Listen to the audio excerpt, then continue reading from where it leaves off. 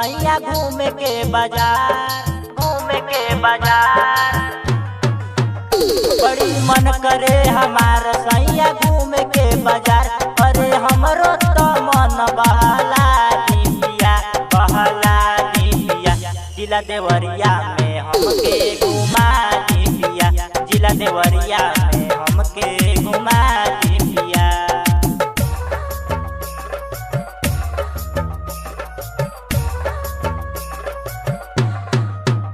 जिला देवरिया में हमके घुमा दिया।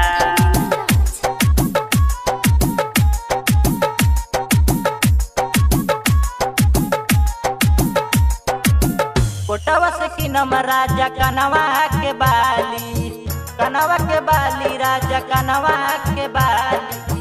तरकुलवा में किनम बिंदिया इलाली, बिंदिया इलाली राजा बिंदिया इलाली।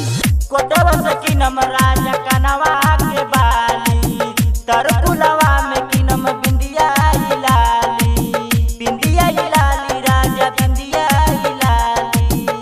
पत्थर देवा में पायल किना दिया, किना दिया।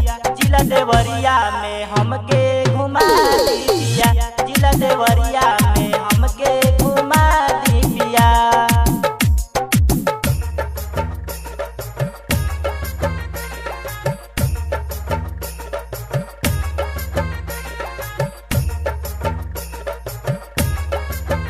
जिला देवरिया में हमके घुमा दिया।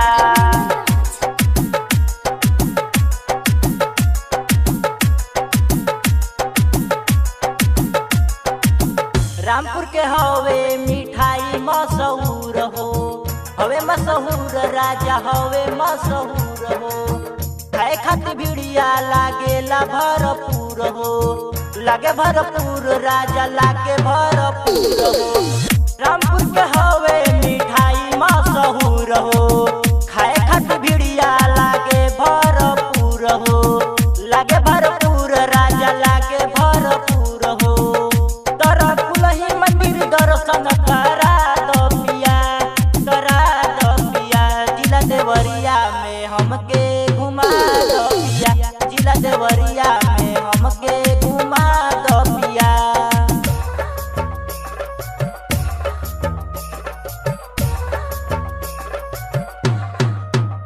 जिला देवरिया में हमके घुमा दिया।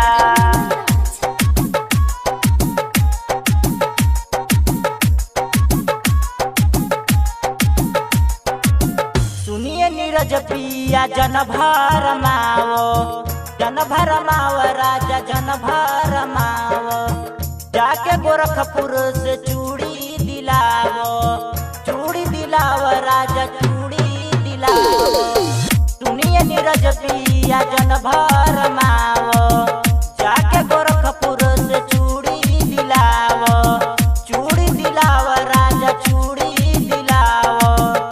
गढ़ रामपुर के चौमिन खिया दो पिया, खिया दो पिया। जिला देवरिया